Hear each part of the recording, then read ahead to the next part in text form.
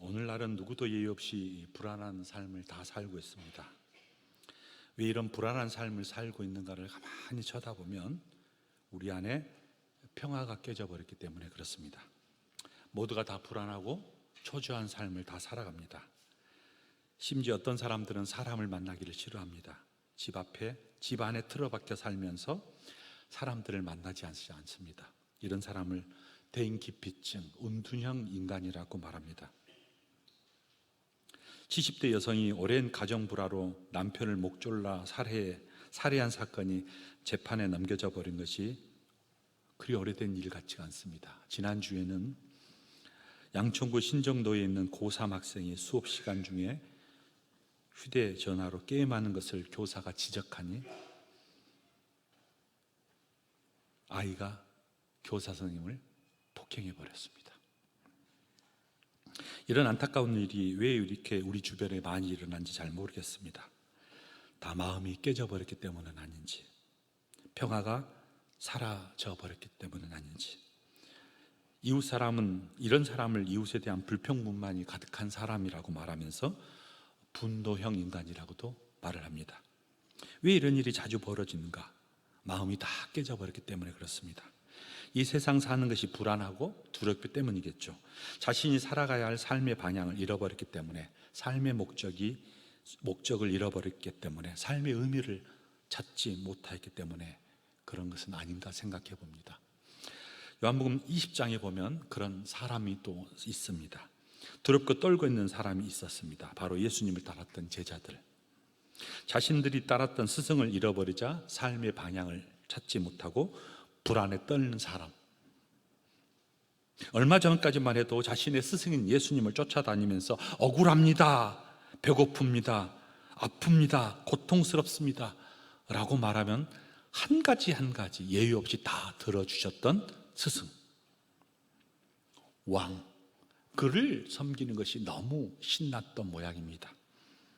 막상 그분이 십자가에서 너무나 허무하게 돌아가 버리신 거예요. 그런 상황을 목도하면서 사람들이 암실로 숨어버렸습니다. 아니, 자신들도 잡혀 죽을까봐 문을 잠그면서 숨죽여 했었습니다. 이게 우리들의 모습은 아닌가 생각해 봅니다. 은혜 받고 주님만이 최고입니다. 당신을 위해 헌신하겠습니다. 그렇게 큰 소리 쳤지만 우리 안에 수많은 혹은 작은 환난과 고통 앞에서도 우리는 무너져버린 우리의 모습을 봅니다. 심지어 그것 때문에 숨어버립니다. 아니, 사명이 뭐라고 다 잊어버립니다. 심지어 사명이 뭐냐고 따집니다. 오늘 본문에도 문을 잠그고 숨어버린 제자들이 있었어요. 혹은 오늘 본문에는 숨기조차 두려워서 자신의 고향으로 떠난 사람이 있었습니다. 그 사람을 가르쳐서 두 제자, 한 사람의 이름은 글로바갔습니다.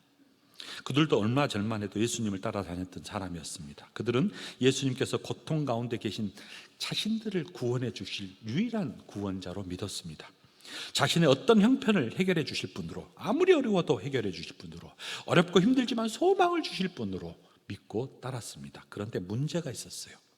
그렇게 믿었던 예수님께서 너무 초라한 모습으로, 너무 자기들이 생각했던 것과는 다른 모습으로 십자가에 못 박혀 돌아가셨습니다. 한 번도 예수님께서 그렇게 돌아가실 것이라고 생각해 보지 않았어요. 그런데 힘 한 번 쓰지 못하고 십자가에 돌아가셨습니다. 얼마나 허무했겠어요? 믿고 따랐던 분이 사라져 버렸으니. 시리에 빠져 세상에 낙이 없었나 봅니다. 그들이 예수님을 따라다니면서 복음을 전할 때는 세상을 구원할 것처럼 열정적이고 정열을 다하여 복음을 선포하기도 했어요. 그런데 십자가에 돌아가신 예수님을 바라보고 힘이 쫙 빠져버린 모입니다. 사명을 잃어버렸어요. 아니, 사명이 무의미해져 버렸던 것 같습니다. 자신들의 모습을 보니 초라한 한심했겠죠. 너무 한심하니 삶의 의미가 상실해버렸고 결국은 갈 길이 없었어요. 생각해보니 그래도 한 길밖에 없어요. 자, 이제 살자. 그래도 힘을 좀 내자.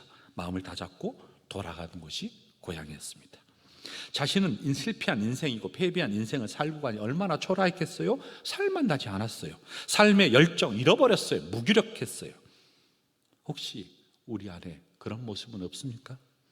처음 예수님이 내 인생의 주인이라고 믿었을 때 그렇게 따라다녔던 나의 애씀과 다짐과 결의와 열정은 다 사라져버리고 어두운 험한 세상에 여전히 나도 동일하게 좌절되는 모습은 아닙니까? 주님의 첫사랑을 경험할 때는 세상이 다 준다 해도 주님밖에 없습니다.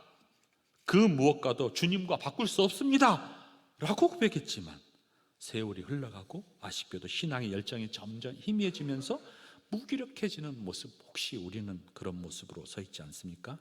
서서히 경건의 능력은 상실해버리고 잃어버리고 비판적인 데 열심이고 남을 지적하는 데 앞장서고 모든 게 합리적이지 않다고 흥분하고 적당히 명분 내세워서 자기의 입장을 주장하는 모습, 심지어 경건을 자신의 이익과 명예의 수단으로 생각하고 갈등도 조장합니다. 예수의 생명을 잃어버리니 가슴이 더 냉랭했겠죠?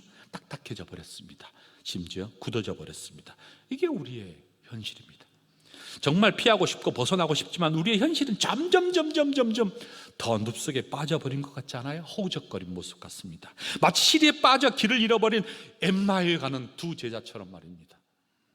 어찌 마음뿐이겠어요? 두 사람 발걸음도 무거웠던 모양이에요. 걸음조차 걷기 힘들었어요. 실패한 인생이니 얼마나 무거웠겠어요. 그 무게에 견딜 수 없었어요.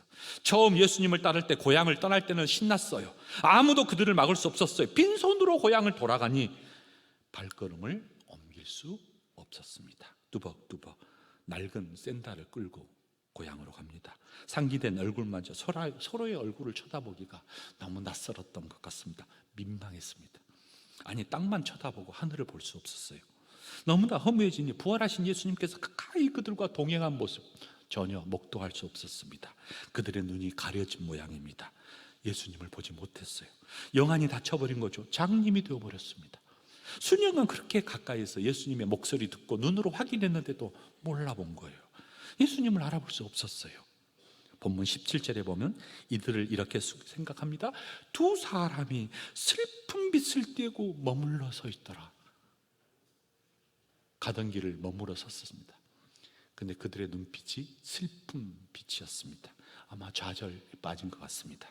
이들의 마음은 어디로 가야 할지 모르는 마음, 스승을 잃어버린 제자의 마음, 슬픔에 가득 찬 마음, 마치 놀이동산에서 엄마의 손을 놓쳐버리는 아이처럼 어디로 가야 될지 목 놓아 엄마 외치는 아이의 모습처럼 말입니다. 중요한 것은 부활하신 예수님이 가장 가까이에 있는데도 낙심에 빠져버린 것 같습니다. 17절 상반절에 보니까 예수님께서 이렇게 말을 합니다. 말을 걸었어요. 너희가 길 가면서 서로 주고받는 이야기가 뭐냐? 무슨 이야기를 하고 있냐? 주고받는 일. 무슨 말이냐는 거겠죠.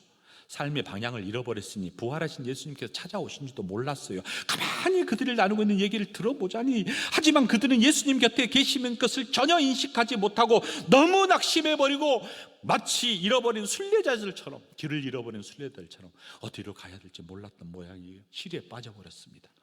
아마 죽고 싶은 심정, 그들의 심정을 확 움켜잡고 어디로 가야 될지 모르는 마음.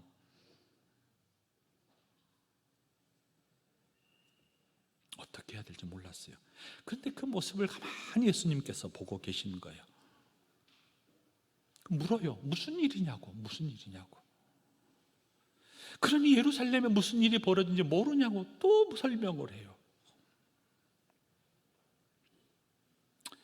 그 설명을 듣고 예수님께서 모세의 이야기부터 시작하여서 선지자 이야기, 구약의 전체 메시아 이야기를 쫙 풀어줍니다. 그러면서 이런 마음을 가지고 계셨던 것 같아요.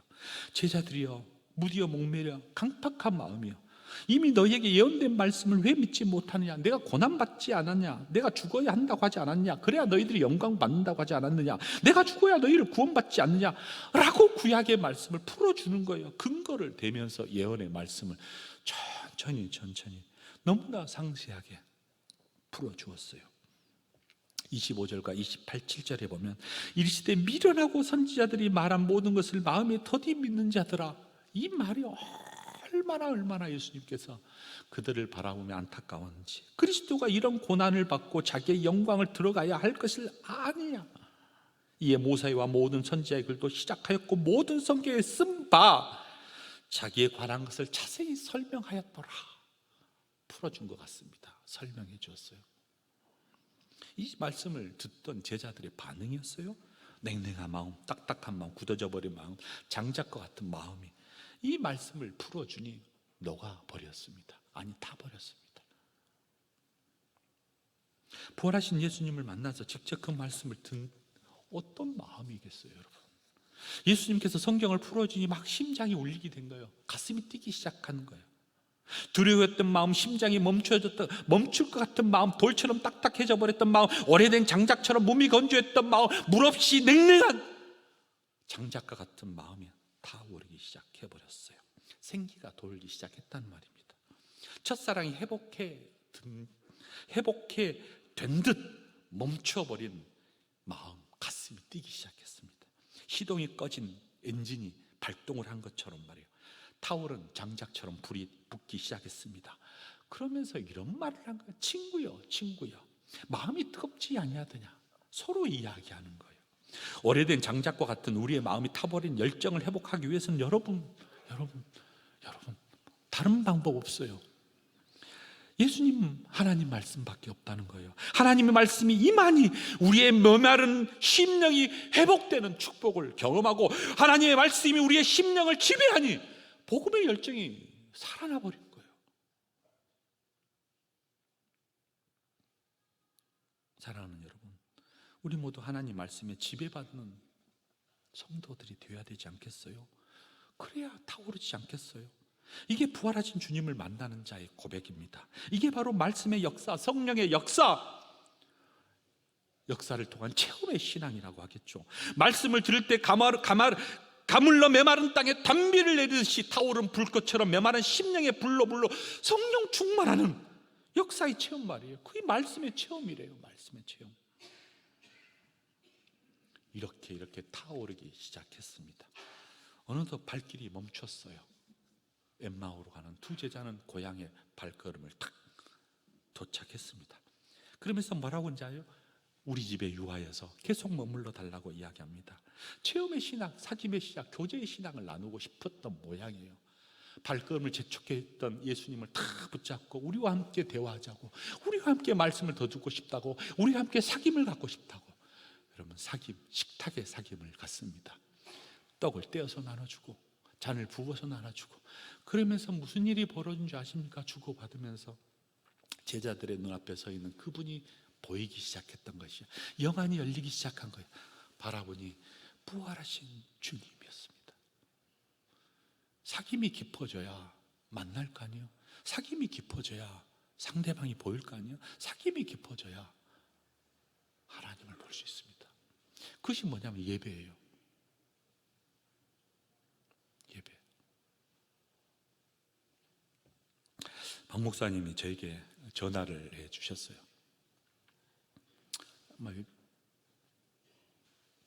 저도 이제 가끔씩 종종 최근에 전화를 드립니다. 못 받으시면 전화를 해주시고, 제가 못 받으면 전화를 하고. 근데 마지막 이런 말씀을 하시더라고요.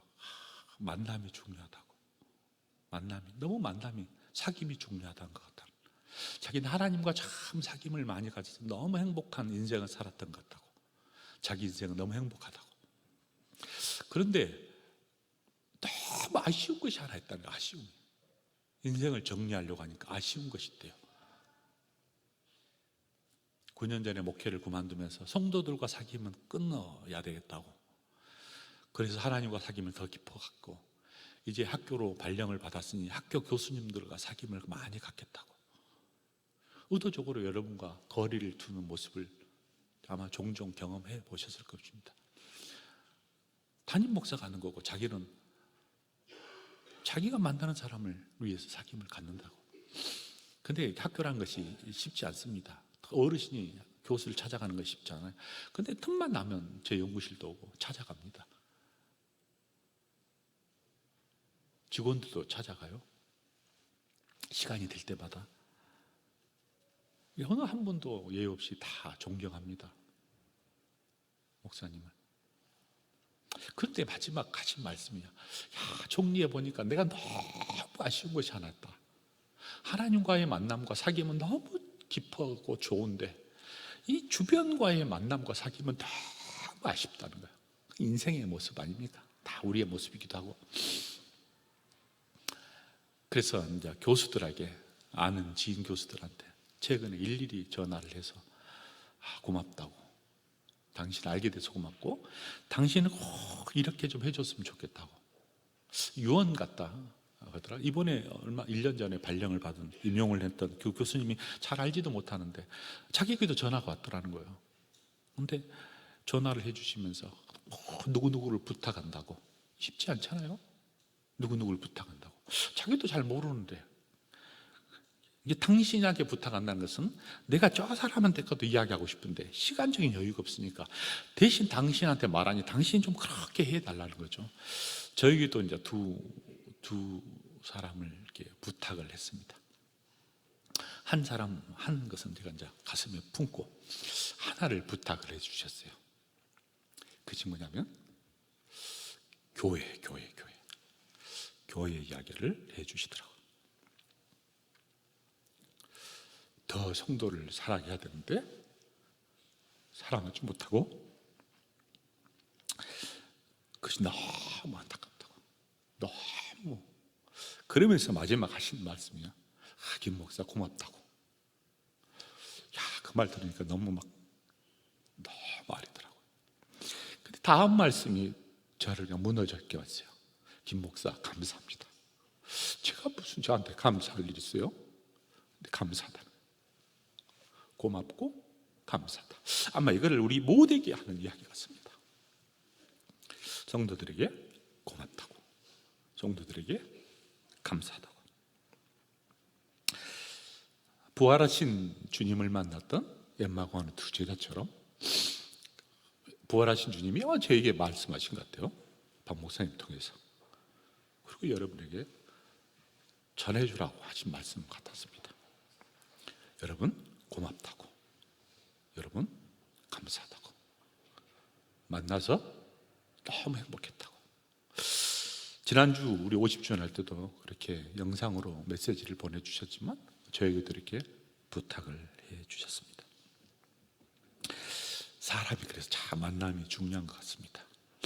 엠마오 가는 두 제자는 부활하신 주님을 만나고 삶이 영생을 얻었다면, 저도 부활하신 주님을 만나고 영생을 얻었고 사랑하는 박 목사님 만나서 이 세상에 재미를 느꼈습니다. 아마 우리 모두가 다 그런 모습일 것입니다.